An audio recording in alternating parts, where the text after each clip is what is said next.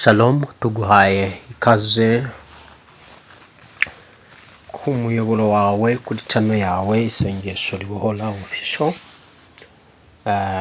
Wowe wamaze gukora subscribe, Imana iguhe umugisha w'agaciro. Icyo usabwa gusa ni ukuzajya wibuka gukanda like na share kugira ngo ubutumwa tubwiriza bugere ku bantu benshi kandi tubashe kugwira. Nawe tuguhaye ikaze ari ubwa mbere nawe ugeze hano ku isengesho ribohora official ari ubwa mbere. Icyo usabwa ni ugukanda aho ngaho munsi subscribe cyangwa se s'abonner ku bakoresha ururimi rw'igifaransa kugira ngo tujye tubana nawe, kandi channel cyangwa se link ya channel ibe muri telefone yawe, ibutaha utazagorwa no kurirwa udushakisha. Imana iguhe umugisha. Rero tuje kuganira ijambo ry'Imana, tugafata n'iminota 35 yo gusenga.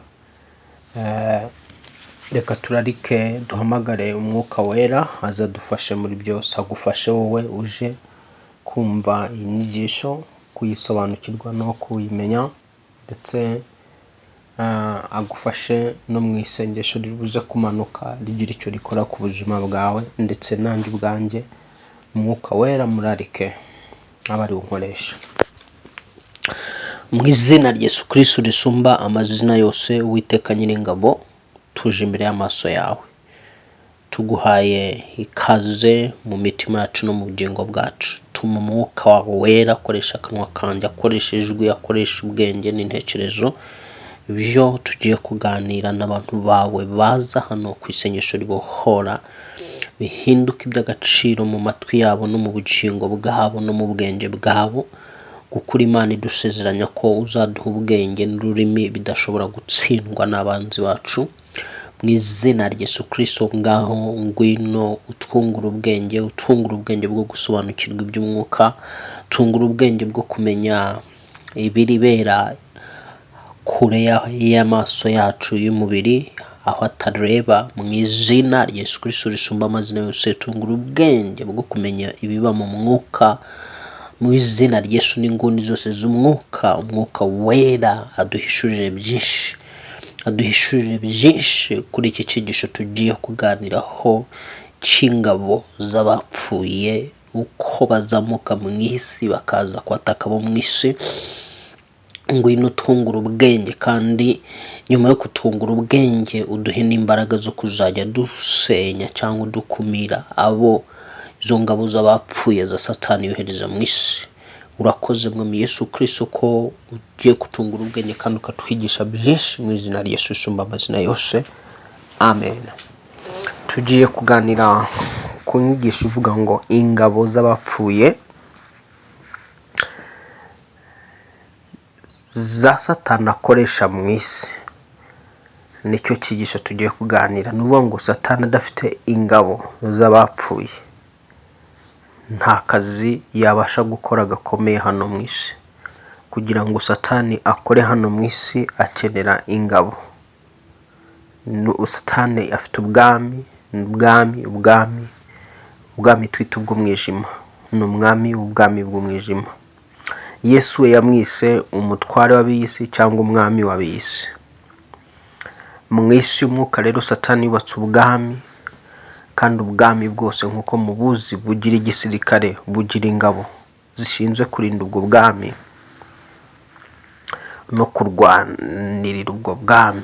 Satani rero afite ingabo za mbere tuzita abamarayika b'umwijima, aribo badayimoni, bitwa abadayimoni. Abamarayika b'umwijima dushobora kubabona abo bamarayika twita abadayimoni mu ijambo ry'Imana. Mbere yuko dukomeza, reka dusome ibyahishuwe igice cya 12 urebe izo ngabo. Igice cya mbere cyitwa abadayimoni cyangwa se abamarayika, hanyuma uraza gusobanukirwa neza ibyo turi kuvuga. Twamaze gusaba umwuka wera kugira ngo atuyobore kandi aguhe kumva no gusobanukirwa, ndetse nanjye umwuka wera ambashishe kuvuga ibyo mbwirijwe nawe. Ngaho reka dusome ibyahishuwe igice cya 12 duhere ku murongo wawo kaduhere ku murongo waho wa 7. Handitse ngo mu ijuru habaho intambara, Mikayeli n'abamarayika be batabarira kurwanya cya kiyoka. Ikiyoka kirwanana n'abamarayika bacyo. Urumvira ijambo riravuze ngo Mikayeli n'abamarayika be batabarira kurwanya cya kiyoka. Intambara yabaye mu ijuru ntabwo Imana yigeze yijyamo, kuko Imana ni umwami, Imana iraganje, Imana nayo ubwayo ifite ingabo zishinzwe kurwana urugamba. Imana nk'umwami ntiyinjira mu ntambara, ahubwo Imana nk'umwami. Nk'uko mubizi, umuperezida adashobora kujya mu rugamba kurwana, cyangwa Yesu umuperezida. Byabaye hamwe gusa muri Afurika, niho numvise bavuga ko perezida witwa Idrissa Deby, niba ari Idrissa, sinibuka neza uwo muperezida, yari perezida wa Chad wagiye kurwanya ishyamba, agiye mu rugamba agwayo. Ariko naho ngaho gusa ubundi nta muperezida ujya mu rugamba, ahubwo umugaba w'ingabo niwe uyobora urugamba, nawe agaha itegeko. Perezida arekura itegeko rigahabwa umugaba w'ingabo nawe akariha abandi ba general ayoboye, bakagaba ibitero. Nuko rero Imana mu ijuru rero yo ntabwo ishobora kujya mu rugamba, ntishobora kujya mu rugamba. Ni Imana umwami w'isi n'ijuru, ariko mu ijuru ni umwami uganje. Mu ijuru bahora bayiramya abamarayika bitwa abaserafi, abakerubi, ibizima bine n'abakuru 24. Bibiri tureka ko bahora bakubita hasi amakamba yabo, bavuga ngo uruwera. So iyo rero ntiyajya mu ntambara. Muri izi ntambara rero tubonye mu ijuru, Mikayeli n'abamarayika. Uruwa Mikayeli ni marayika uyoboye abamarayika b'intambara, cyangwa se b'igisirikare cy'ijuru. Igisirikare cy'ijuru cyangwa se ingabo zo mu ijuru z'abamarayika ziyoborwa n'uyu Mikayeli. Kandi Mikayeli utumva ngo ni Mikayeli umwe. Mikayeli nuvuga ngo ni itsinda ry'abamarayika benshi bitwa aba Mikayeli, ariko rikaba riyobowe n'uyu Mikayeli. Mikayeli rero hano baratubwira ngo n'abamarayika be batabarira kurwanya cya kiyoka. Ngo cya kiyoka kirwanana n'abamarayika bacu. Urumva ko ikiyoka nacyo ubwacyo cyari gifite abamarayika. Umunsi Satani yacibwaga mu ijuru, mbere yari Lusoferi, ariko amaze kuvumwa ahinduka ikiyoka. Ntabwo yongeye kuba marayika mwiza wundi, ahubwo mu kuvumwa kwe yahise ahinduka ikiyoka. Noneho sasa ngo iki kiyoka cyaje gucibwa cyangwa gutsindwa n'abamarayika bacyo. Noneho umunani akavuga ngo ntibanesha, kandi mu ijuru ahabo ntihaba hakiboneka. Ngo cya kiyoka kinini kiracibwa, aricyo ya nzoka ya kera yitwa umwanzi na Satani. Urumva ko cya kiyoka aricyo Satani, yahindutse ikiyoka, yitwa umwanzi, yitwa Satani. Ayo yose ni amazina ye. Ngo nicyo kiyobya abari mu isi bose, nuko kijugunywa mu isi n'abamarayika bacu bajugunywa nacyo. Urumva ko Satani ari we kiyoka, ngo ni uyobya abari mu isi bose. Nuyoba mu mitekerereze, mu mikorere n'ibiki byose, ujye umenya ngo ni Satani wakuyobeje. Ashobora kukuyobya akagaca mu muntu akakubwira ati hari ahantu nakurangira umuvuzi. Satani akakuyobereza muri uwo muntu, ugasanga kujyanye ku mukozi we nanone witwa umupfumu. Wagera ku mupfumu bagukoreraho imihango n'imigenzo, bagahita kumurikira Satani, ukaba winjiranye mu masezerano na Satani, ukazatangira gukirana no kurwana no kuva muri ya masezerano. Bizagutwara igihe. Buriya ujye umenya ngo kuri wowe waba unyumva ubaye warakandagiye mu mapfumu ugiye kwivuza, winjiranye mu masezerano na Satani, yuko ubuvuzi bwose ukeneye buzajya buturuka kuri we. Ubwo rero igihe cyose niyo mpamvu azajya gushamburiya guteza indwara zidakira. Kukwera iki? Winjiye mu masezerano y'ubuvuzi. Hari ubuvuzi buri mu byiciro bitatu, nzabigarukaho.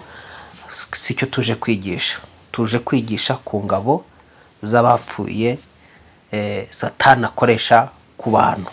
Kandi nuko dushatse kugira ngo tugaragaze ko hari izindi ngabo afite zitwa abamarayika. Aba bamarayika rero urabumva, ariko n'abamarayika bitwa umwijima, kuko ijambo ryavuze ngo ntibanesha kandi mu ijuru habo ntihaba hakiboneka cya kiyoka kinini kiracibwa aricyo ya nzoka ya kera cyitwa umwanzi na Satani, aricyo kiyobya abari mu isi, nuko kijugunywa mu isi abamarayika bacyo.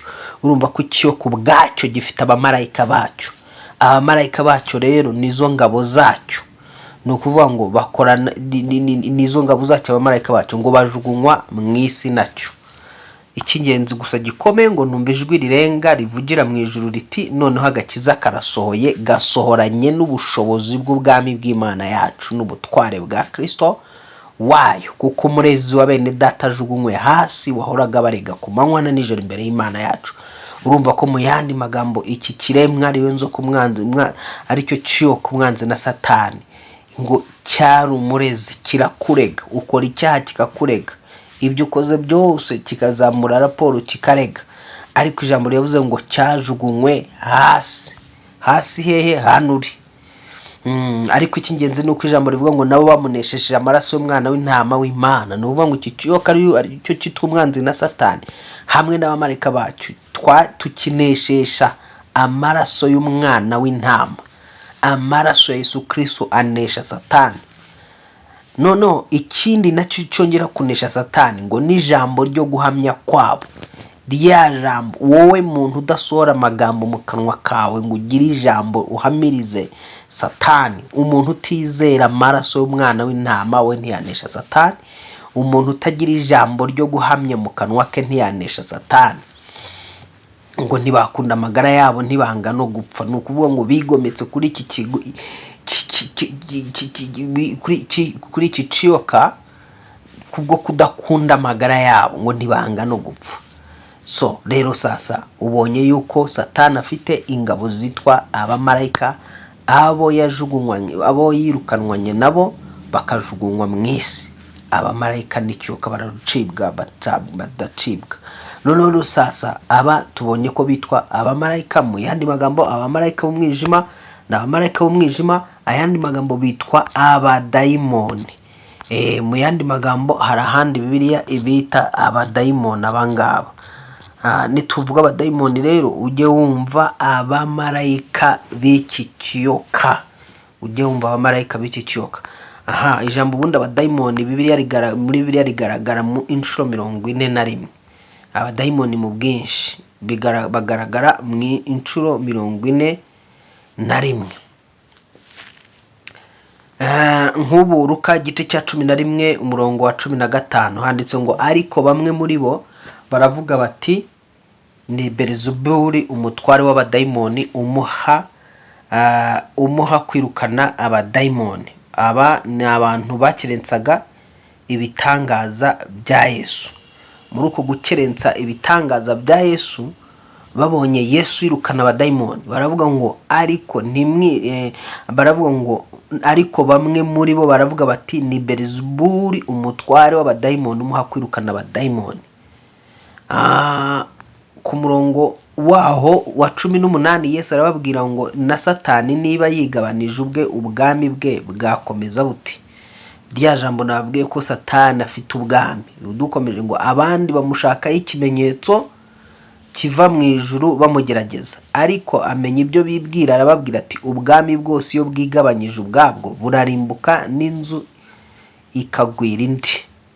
Na Satani niba yigabanije ubwami bwe bwakomeza bite ko muvuga yuko Belizebuli umpa kwirukana abadayimoni? Urumva ko Satani afite ubwami, yubatse ubwami. Bivuga amaze kujugunywa mu isi yahise yubaka ubwami bwiwe. Noneho rero ubwami bwiwe abwubakira ku bintu bitatu by'ingenzi. Yabwubakira ku cyaha, urupfu n'ikuzimu. Nibyo bintu, niyo mashyiga atatu yubakiweho ubwami bwa Satani: icyaha, urupfu n'ikuzimu. Wabyumvise? Nongere mbisubiremo. Amashyiga atatu yubatse ubwami bwa Satani: ishyiga rya mbere ni icyaha, ishyiga rya kabiri ni urupfu n'ikuzimu, kuko irari riratwita rikabyara icyaha, icyaha kikabyara urupfu, urupfu narwo rukakohereza ikuzimu. So rero Ibi bintu bitatu nibyo byubatsweho ubwami bwa Satani: icyaha, urupfu n'ikuzimu. Noneho rero sasa amaze kubaka ubwo bwami, abwubakiye kuri ayo mashyiga, yahise yubaka ibwo nyine. Wibuke ko yamanukanye n'iki? Yamanukanye n'icyitwa abamarayika, ariko twabonye ko bitwa abadayimoni. Ntabwo rero yagarukiye kuri aba badayimoni aribo bamarayika b'umwijima. Ubundi ari ikindi, izindi ngabo zikomeye cyane kuruta iki hano ku isi, ziruta abadayimoni imbaraga, arizo ngabo kano kanya urwana nazo utaruzi. So reka rero dusome ijambo ry'Imana. Reka dusome ijambo ry'Imana, nkwereke izindi ngabo zindi utaruzi Satani akoresha, noneho umenye uko urwana intambara zawe. Nunasenga, nunagira ibyo ukora, ujye umenya uburyo usengamo. Reka twihutire gusoma Mariko, cyangwa se duhere Matayo 14:26. Matayo 14:26, ariko reka duhere 24. Matayo 14:24 ngo ariko ubwato bugeze imuhengeri buteraganwa n'umuraba, kuko umuyaga ubaturutse imbere. Nuko mu nkoko aza aho bari agendesha amaguru hejuru y'inyanja. Ariko abigishwa bamubonye agendesha amaguru hejuru y'inyanja, bahagarika umutima, batakishwa n'ubwoba bati, ni umuzimu. Ubundi umuzimu ni ikiremwa gitera ubwoba umwana w'umuntu. Wumvise ko iri jambo bwaryo ritubwira ngo abigishwa babonye Yesu agenda hejuru y'inyanja, kandi iyo nyanja tubonye yuko yari irimo umuyaga mwinshi ndetse n'umuraba mwinshi, ku buryo n'ubwato bwatangiye kugenda buteraganwa hirya no hino. Noneho ijambo ryavuze ngo abigishwa bamubonye barataka cyane, bagira ubwoba, barataka. Ngo nuko abigishwa bamubonye agendesha amaguru hejuru y'inyanja, bahagarika umutima. Umuzimu uhagarika umutima, ngo batakishwa n'ubwoba bati, ni umuzimu. Ariko umwami Yesu avugana na bati, nimuhumure, ni jyewe, mwitinya. Wabyumvise nshuti mukundwa? Nuvuga ngo rero ikindi gisirikare Satani akoresha, hari ikindi gisirikare Satani akoresha cyitwa umuzimu. Ingabo za Satani zitwa abazimu. Umuzimu ni umuzimu umwe, baba benshi bakitwa abazimu. None izi ngabo zitwa abazimu batera ubwoba umwana w'umuntu. Nk'uko byumvise, abigishwa bakibona Yesu baratatse cyane, ngo bahagarika umutima, baravuga bati, ahari ni umuzimu. Noneho reka dusome nanone Matayo 24:37. Matayo 24. Reka duhere ku murongo wa 36. Bakivuga ibyo, Yesu ahagarara hagati yabo, arababwira ati, amahoro abe muri mwe. Maze barikanga, bagira ubwoba bwinshi, bagira ngo ni umuzimu babonye. Urumva nanone hano ijambo riratubwiye ngo abigishwa bari bari mu nzu ikingiranye hose, ngo bakivuga Yesu ahagarara hagati yabo, arababwira ati, amahoro abe muri mwe. Maze barikanga, bagira ubwoba bwinshi, bagira ngo ni umuzimu babonye. Kuko umuzimu ufite ubushobozi bwo kwinjira mu nzu yawe hakinze, inzu wayikinze, amadirishya hose wakinze, nta na hose hakinze. Umuzimu ubasha kugira ububasha bwo kwinjira mu nzu ukinze. Ntabwo wakingiranwa, kuko kiba ari ikiremwa cy'umwuka. Noneho rero urumva rero ko ubwacyo gitera ubwoba. Uramutse ukibonye n'amaso y'umubiri, ukabona umuzimu araje, wagira ubwoba. Noneho ukuntu rero iri jambo rivuze ngo maze barikanga, bagira ubwoba bwinshi, bagira ngo ni umuzimu babonye. Noneho muri uko kugira ngo umuzimu babonye, uraje wumve uko Yesu yahise ababwirana. Ndimo mbasobanura ko umuzimu nicyo kiremwa cyonyine udashobora gukingirana, ngo wumve ngo inzu wayikinze mu buryo bw'umubiri, amadirishya wayakinze, inzugi wayakinze, kabone niyo waba wakinze gute, umuzimu ubasha kwinjira. kuko ni ikiremwa cy'umwuka. Uyu muzimu rero ukanga abantu kandi ugatinyisha abantu, muri kamere yawo urakanga uranatinyisha. So noneho sasa mu mwuka imuzimu niwo satani, imizimu niyo satani akoresha kurenza abadayimoni. Impamvu akoresha abazimu kurenza abamarayika be, abamarayika be bari ab'umwijima bitwa abadayimoni ntabwo bemerewe kuba hano mu isi kuko si abantu. Iyo ubacyashye ukavuga uti dayimoni ndagucyashye mu izina rya Yesu Kristo, wowe marayika w'umwijima, amaraso Yesu Kristo akumanuka agutwike, marayika w'umwijima ahita yirukanka akagenda. Umuzimu rero turazi dusobanura umuzimu niki. Reka twumve amagambo ya Yesu uko yaje kubabwira abasobanurira ibijyanye n'umuzimu n'imikorere muzimu. Hano ngo arababwira ati ikibahagarikishije imitima ni iki, kandi niki gitumye mwiburanya mu mitima yanyu?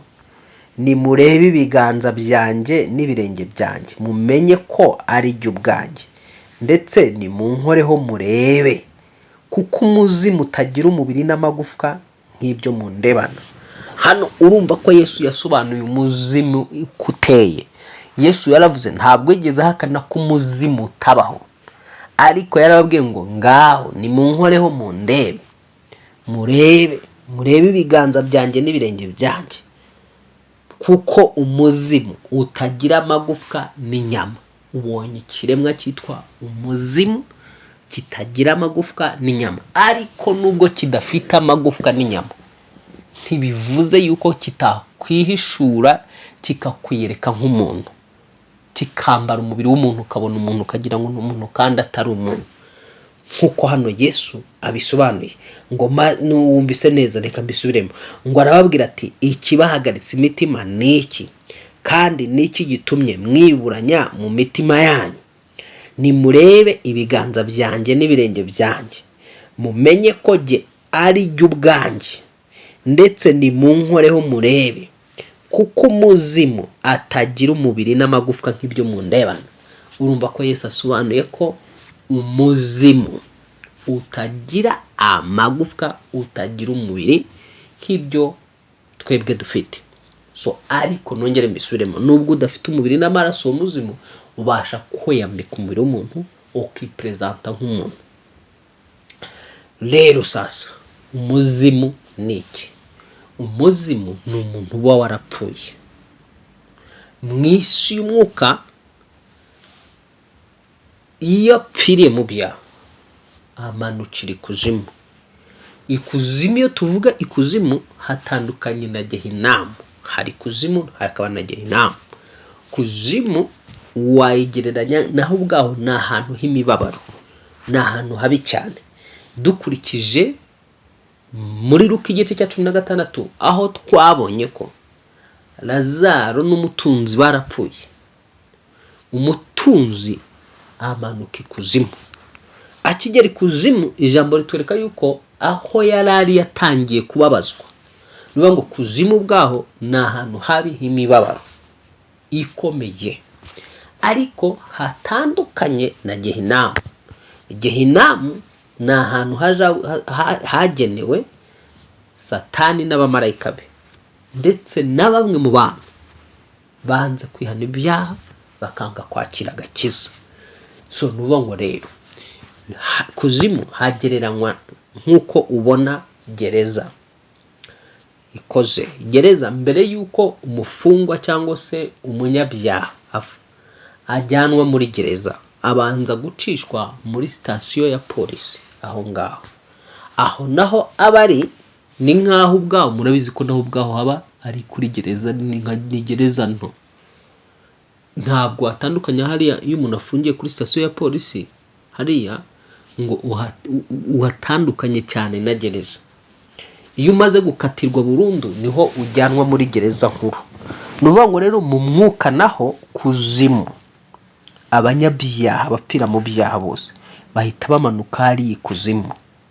Ariko abakiranutsi bo iyo bapfuye ntabwo bo bajya ikuzimu, bo bajya mu ijuru ahantu hitwa muri paradizo. Paradizo nayo naho muri paradizo aho ngaho henda kumera nko mu ijuru, ariko si mu ijuru nyirizina hahandi Imana yaduteguriye. Hariya tuzahagera mbega rya juru rishya n'isi Imana dusezeranyije, tuzahagera ari uko nyine ibintu byose bizaba byamaze guhindurwa kuba bishya, abantu bamaze gucirwa imanza. Hazabaho gucibwa imanza kw'abazima n'abapfuye, abanditse mu gitabo cy'ubugingo bahabwe kubaho iteka mu ijuru. Noneho kano kanya rero upfuye muri iki gihe cya none ajya mu ijuru, ariko atari iryo juru iryo ngiryo tuvuze tuzajyamo twese twamaze kugerayo. Ni ijuru, ni ahantu hitwa muri paradiso. Upfiriye mu gakiza k'umwami Yesu akaruhukira mu gituza cy'umwami Yesu cyangwa se cya Aburahamu upfuye avuye muri uyu mubiri, yari yakoreraga Imana cyangwa yubahaga Imana. Ariko upfiriye wese mu byaha amanuka ikuzimu. Aho ubwaho ni ahantu h'imibabaro. Mwongere mbisubiremo, ni ahantu ubwaho ho gutinywa. Noneho sasa aha rero ikuzimu, abajyanyweyo bapfiriye mu byaha, abo nibo bagaruka bakitwa abazimu. Nuvuga ngo nibo bitwa abazimu, abapfiriye mu byaha, bapfuye baterekera, bapfuye babandwa baraguza, bapfuye baroga, bapfuye ari abasambanyi ruharwa n'abasinzi ruharwa, ari abicanyi. Abo bose iyo bapfiriye mu byaha baramanurwa hariya ikuzimu mu isi y'umwuka. Rero bahindurwa ingabo za Satani. Nubwo bari mu mibabaro, ikaze batangira kwakira ku mibabaro yahari ikuzimu. Wa mutunzi twabonye mu ijambo yaringingaga Aburahamu ngo niyinginge Lazaro amutonyangiriza udutwanyanga tw'amazi mu kanwa kiwe cyangwa mu rurimi rwe, kuko aho yari marashya. Ni ahantu rero utangira kubaza. Noneho rero sasa aba bantu bapfuye bitwa imizimu, aba nibo Satani atuma akababwira ngo dore urabona umukobwa wanyu, urabona umuhungu wanyu. Niyo mpamvu imizimu yo igira imbaraga. Impamvu igira imbaraga nuko iyo utumwe iwawe, utumwa iwawe ukubona nka mwene wanyu, utumwa iwawe ukubona nk'umuntu wo mu muryango wanyu. Noneho kumva ko gufite uburenganzira kuko n'uwo mu muryango wanyu, uwo muzimu. So umuzimu rero niyo mpamvu kenshi kuwirukana ubanza kugorana, ukaba watwara igihe umuntu aho utwika uti ndagutwika avamo, ndagutwika asohokamo, ugasanga uracyakirana udashaka gusohoka mu mubiri w'uwo muntu. Umuzimu rero iyo watumwe ukaza ukinjira mu mubiri w'umuntu, imizimu myinshi niteza bya bibazo mubona twita karande, indwara za zindi z'umuryango ziterwa n'imizimu. Niyo mizimu Satani aba yatumye ngo mugende muteze, dore mwene wanyu ko cyagiye kugura imodoka mwebwe mutarayitunze, mugende muteze ubukene ntayibone. Dore mwene wanyu urugo rwe ruratekanye, kubera iki yagira urugo rw'amahoro, mugende mubuze ruriya rw'amahoro mu rusenyi, ya mizimu ikazamuka ikaza. Izi nizo ngabo Satani akoresha cyane mu buzima bwa hano ku isi, akayibwa ati mugende muteze amahane nk'ayo mwagiraga. Umuzimu ugasanga uguteje amahane nk'aya nyoko, nk'aya so, nk'aya sogokuru. Mugende mutera uburaya, mutera ubusambanyi bwinshi nk'uko mwamu bwanyu muri ku isi mwabikoraga. Iyo mizimu ikaza ikinjira mu bantu, ugasanga ubusambanyi bubaye ubusambanyi. Iso niba yarasambanye n'abagore 3 4 bonyine, uwo ugasanga usambanye n'ijana, 200 300. Niba yarasabo niba uri umukobwa ugasanga usambanye n'abagabo 1000. Ni umuzimu uteza ibyo rero. Muzimu n'uteza ibyo ngibyo, ugasanga none ushinzwe guteza byaha byo mu miryango bya hato na hato. Bya bindi ubona biba bishamitse mu muryango, umujinya w'umuryango. Ugasanga umwana baravuga ati amahane ni nk'ayase, umujinya ni nk'uwase. Ugasanga ubusinzi neza bwokamye, itabi n'iki ni imizimu iteza ibyo bibazo byo by'umuryango nyine bigenda bikurikirana. So shuti mukunda muri Kristo Yesu, none wakwibaza se ngo niko kose birashoboka ko umuzimu urazamuka kuko intambara ari mu mwuka. Uramutse nk'uko tubonye Yesu yiyereka abigishwa be bakagira ngo ni umuzimu, akababwira ngo umuzimu nta magufa kugira nk'ayo mu ndebana n'inyama n'umubiri nk'uwo mu ndebana. Nuvuga ngo muri iki gihe cyano umuzimu uzamutse ntushobora kubona, uza mu buryo bw'umwuka ukinjira muri wowe cyane rwose. ukinjira muri wowe, ugatura muri wowe, ugasanga umuntu yaba ari kugenda hano mu buzima sogokuru wiwe wamurimo, sekuru wiwe wamwicayemo, ari umuteza ibyo akora, ari umuteza amahane, ari umuteza umushiha, ari umuteza ubusambanyi, ari umuteza ubusinzi, ari we wamubujije gushaka, ari we wamubujije kurongorwa. Gasanga nyogokuruza wawe ari we wakubujije kurongorwa, sogokuru wawe yarakubujije kurongorwa kwicayemo mu mwuka. Ari uguteza, ari utuma ufata amafaranga ntubona aho yaca, ntumenye aho yaciye, ari uguteza kwangwa n'abana, abantu baragucitseho, ari umuzimu. Sogokuruza wawe cyangwa sogokuru wawe cyangwa nyokoroma wawe cyangwa nyogokuru uwo ari we wese, biterwa n'umuzimu mu muryango wategeka, wari ufite imbaraga. Ninde wari ufite imbaraga akiri ku isi? Ku isi ninde waterekeraga? Buriya ku isi iyo waterekereraga cyane, ugaterekera ukabandwa ukaramya Satani gutyo, nuvuga ngo za mbaraga wakoraga wari ufite hano ku isi bitewe n'uburyo wakoreye Satani. Iyo umanutse n'ahari ikuzimu, Satani ashobora kuguha inshingano zo kubwira ngo wowe ukuriye umuryango wawe mu isi y'iyo mizimu, akazajya uwo muzimu noneho sasa ugasanga bamwe mu bo ku isi barimo barawuterekerera bawuhamagara. Uwo muzimu ari wo muntu rero wapfuye niwe ubasha kuzamuka agakora akazi mu muryango. Ndagusengera kugira ngo buri mwuka wapfuye wose ukugendaho aka kanya amaraso Yesu Kristo usenye mu izina rya Yesu, ukuveho. N'uruhare rwawe gutangira kwihakana no kwanga iyo mizimu ikagucikaho. Niba utizera ko wavutse ubwa kabiri, ukaba ukibona mu ishusho yanyu mu miryango, iyi mizimu umenye ngo muri inshuti. Iyo ukibona muri ya sura y'abantu bapfuye mu miryango, bapfiriye mu byaha, wowe uri inshuti na Satani. N'iyo mizimu ntabwo wayicikaho. Igihe uyiterekerera, igihe uyiganiriza, igihe uganira n'abapfuye, igihe reka nkomeze noneho nsobanure neza. Tujye muri Samweli igice cya 28. Samweli igice cya 28 niho uri wa mbere. Samweli wa mbere igice cya 28. Hanyuma dufate umwanya wo gusenga. Duhereye ku murongo wa 4 handitse ngo Sawuli ajya gushikisha, ariko Samweli yari yarapfuye. Abisiraheli bose baramurira, baramuhamba mu mudugudu w'Irama, kandi Sawuli yari yaraciye abahanzweho n'imyuka mibi n'abashitsi muri icyo gihugu. Buke Afilistiya baraterana baraza bagerereza Ishunemu. Sawuli nawe ateranya Abisiraheli bose bagerereza Igeriboa. Sawuli arabutse ingabo z'Abafilisitiya, aratinya, umutima urakuka cyane. Sawuli ahera ko agisha Uwiteka inama. Uwiteka ntiyagira icyo amusubiza, haba mu nzozi, haba na Urimu, haba no mu bahanuzi. Sawuli ahera ko abwira abagaragu bati nimunshakire umushitsikazi njye kumushikisha. Abagaragu be baramusubiza ati hariho umushitsikazi kuri Endori. Urumva ko abagaragu ba Sawuli bari basanzwe bajya kuri uyu mushitsi kujya gushikisha, kuko bari bazi ko ntago bari kumubwira ngo hariho umushitsikazi kuri Endori. Bari babibwiwe n'iki ko abashitsi hafi ya bose Sawuli yari yarabishe. Nuvuga ngo rero kuvuga gutyo abagaragu ba Sawuli bari basanzwe bajya gushikisha kuri uyu mushitsikazi wari utuye ahantu bita Endori.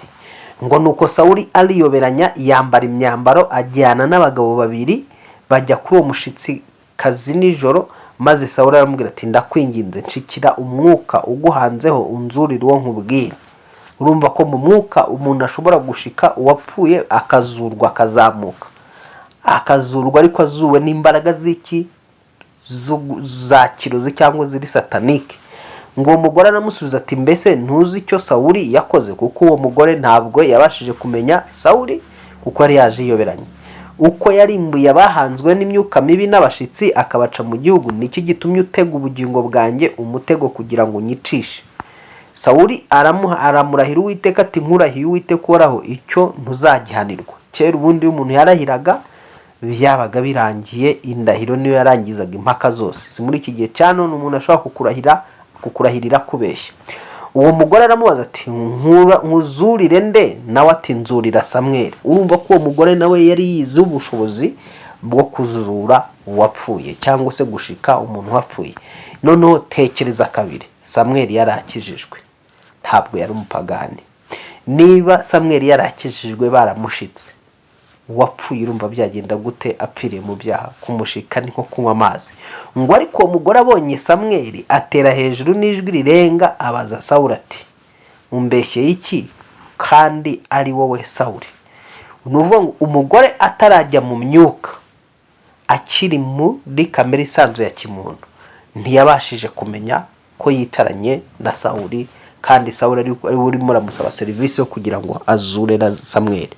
Ariko yinjiye mu mwuka niho yabashije kumenya ko ari Sawuli wamubeshye, abonye Samweli agarutse azuwe.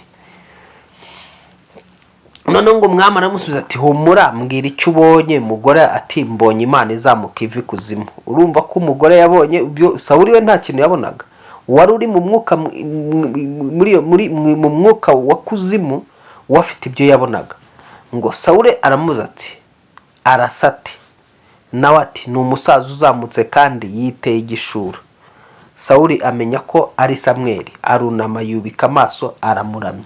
Urumva ko umugore w'umushitsikazi niwe wabonaga ibyo ngibyo, amubwiye uko umusaza abonye ameze, ko ari umusaza uteye igishura.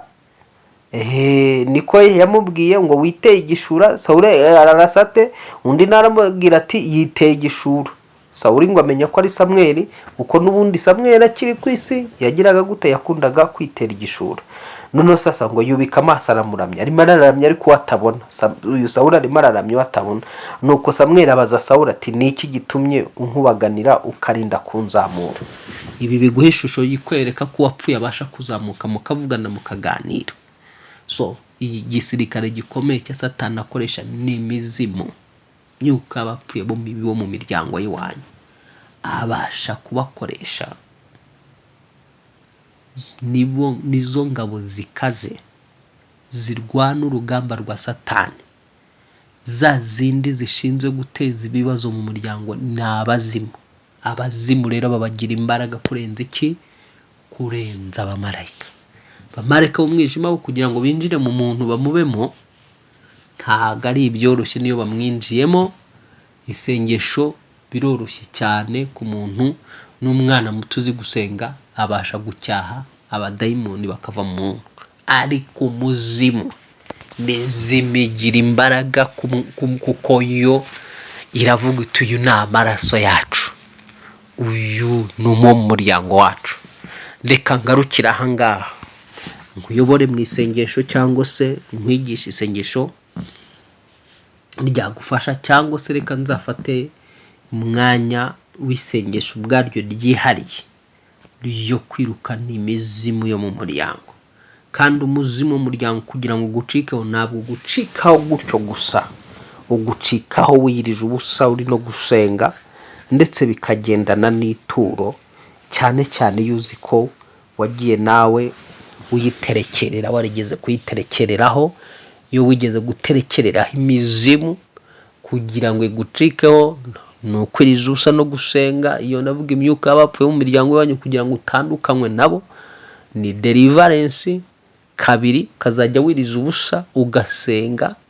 Gatatu, kabuzi gutanga ituro igihe uzi neza yuko wigeze kuyiterekerera ubwayo, igihe uzi yuko wajyaga ujya ku irimbi ugakubura, igihe uzi yuko wagendaga ugasuka inzoga ku irimbi, cyangwa se mu nzu iwawe ukagira ahantu ugenda ugatereka utuntu, ugahamagara sogokuru wawe cyangwa sogokuruza wawe. Igihe waba warabibonaga iso abikora cyangwa nyoko abikora, akagenda ukabona hari ahantu ashyize uturyo runaka, akababuza kuturya mwebwe gutyo, kwanza akagira iyo migenzo y'uburyo bwo guterekerera abazimu. So rero sasa kugira ngo abo bazimu bagucikeho rero bumve ko bakuzinutswe, intambwe ya mbere ni ukwakira Yesu Kristo nk'umukiza n'umucunguzi w'ubugingo bwawe. Yesu akinjira muri wowe ukavuka ubwa kabiri. Intambwe ya kabiri nyuma yo kwizera Yesu Kristo umwami n'umukiza n'umucunguzi w'ubugingo bwawe ukavuka ubwa kabiri, ni ukwizera ibyo nyine ukabimenya ugatangira kuviva bihuye n'ijambo ry'Imana. Intambwe ya gatatu ni ukwiriza ubusa no gusenga wanga iyo mizimu. Igihe wanyu bayiterekeraga cyangwa nawe ukayiterekerera. Intambwe ya gatatu ni ukumenya gutangira Imana ituro. Icyo gihe utsinda ibikorwa by'imizimu, utsinda kuko kenshi na kenshi imizimu imiryango niyo izi karimita abantu, ikababuza gushaka, ikababuza kurongorwa, ikababuza kubyara. Buriya ahantu ubona umuntu utabyara utagira ngo ni ikindi, hari umuzimu baramubujije kubyara. Umuntu ubona ubyara zivamo ni abazimu, niko kazi bakora. Umuntu uzabona mbega afite ikintu cy'igikarande, tuvuge nk'indwara y'umuryango cyangwa se ubukene bw'umuryango, ukabona mu muryango bose bari mu rwego rumwe no mu cyiciro kimwe, menya ngo ni umuzimu, ni imizimu imiryango ibikora ibyo ngibyo. Ibibazo ubona bigenda bisa mu muryango bisa by'uruhererekane, ikibitera ni ibyo biremwa twavuze byitwa imizimu, imyuka y'abakurambere cyangwa se roho za wazee waliokufa zamani. Ndizo zinazokuwa zinafanya kazi ya namna hiyo, ndizo ziba zirimo zirakora akazi nkako ngako. Rero reka ngarukira ahangaha, ndagusengera mu izina rya Yesu Kristo kugira ngo ukuboko kw'Imana kukitandukanye n'imizimu n'imyuka y'abapfuye bakurwanya mu izina rya Yesu. Imbaraga z'abapfuye bo mu maraso y'iwanyu, mu miryango y'iwanyu, abo Satani yohereje mu buzima bwawe, bamwe bakaba bicaye mu mubiri wawe, abandi bakaba bicaye mu bice bimwe by'ingingo zawe, katika jina la Yesu ndavugana nabo ngo bagusokemo, basoke muri ayo matwi yawe mu izina rya Yesu, basoke muri ayo mazuru mu izina rya Yesu, basoke muri iyo nda, basoke muri izo mbavu mu izina rya Yesu Kristo, basoke muri ibyo biganza byawe, bahunge basezere mu izina rya Yesu Kristo, basoke muri iyo nda yawe, basoke muri icyo gitsina mu izina rya Yesu Kristo risumba amazina yose. Ndajya nkubwire ngo abazimu bafite ubushobozi bwo kuba baza bakicara mu gitsina cyawe, bafite ubushobozi bwo kwicara mu nda, bafite ubushobozi bwo kuba baza bakicara mu jisho, mu matwi, mu mutwe, ukazajya uhorana umutwe udakira ukagira ngo ni ikindi, kumbe ni umuzimu wicaye mu mutwe wawe. Cyangwa ugasanga uhora uribwa mu nda urahavuza ntihakira, kumbe ni umuzimu wicaye mu nda wawe. Ni sogokuru wawe ukwicayemo, ni sogokuruza wawe, cyangwa ni nyogokuruza wawe cyangwa nyogokuru wicaye mu nda, cyangwa ni naso, birashoboka ko nawe yaza, cyangwa nyoko. Igihe uzi bapfiriye mu biyaba, igihe baterekeraga, baraguzaga, bagiraga gute, bose abo bashobora kuza bakicara muri we, bagatura muri wowe. So Imana ikubohore kuri iyo myuka bapfuye mu miryango yanyu, bagusoke mu izina rya Yesu. Imbaraga za Yesu zikubohore, umubiri wawe uganzwe n'umwuka wera, uganzwe n'imbaraga z'Imana. Izina rya Yesu Kristo risumba amazina yose, mu izina rya Yesu Kristo risumba amazina yose, ndakwatura kubohoka no gukira mu izina rya Yesu risumba amazina yose. Urakoze Mwami, tuguhaye icyubahiro, tugushyize hejuru. Izina ryo rihabwe icyubahiro kandi rihimbazwe byose bidashira, mu izina rya Yesu risumba amazina yose. Amen. Imana iguhe umugisha. Ntugende rero udakanze subscribe ubwa mbere, kugira ngo ujye uhora igihe cyose ukeneye gukurikirana ijambo ry'Imana, ujye uribonera ku gihe hano ku Isengesho Ribohora Official. Turimo turanategura gutangira channel izajya noneho igaragaza amashusho. Channel ibi twigisha noneho tugatangira kubyigisha mu buryo bw'amashusho, tugakina filimi zigaragaza ibyo bintu, tubereka ibikorwa mu isi y'umwuka, kugira ngo murusheho kujijuka cyane kandi bumenyi bwanyu bugwire, mumenye nuko musenga. Mugira amahoro. Yesu abahe umugisha. Udutera inkunga, dukeneye gukora byinshi bisabwa amafaranga, kubw'ubushake kubw'umutima wawe wumva uko uyobora, wadushyigikira, Imana yazabiguhembera, Imana yazaguha umugisha. Dukeneye gukora byinshi. Imana ibahe umugisha. Kanda subscribe rero nawe kandi share, kugira ngo turusheho kugwiza abanyamuryango tube benshi. Imana ibahe umugisha, bagire neza, kandi Imana ibagure mu izina rya Yesu. Mugire ibihe byiza. Nakagaruka ku Isengesho Ribohora Official.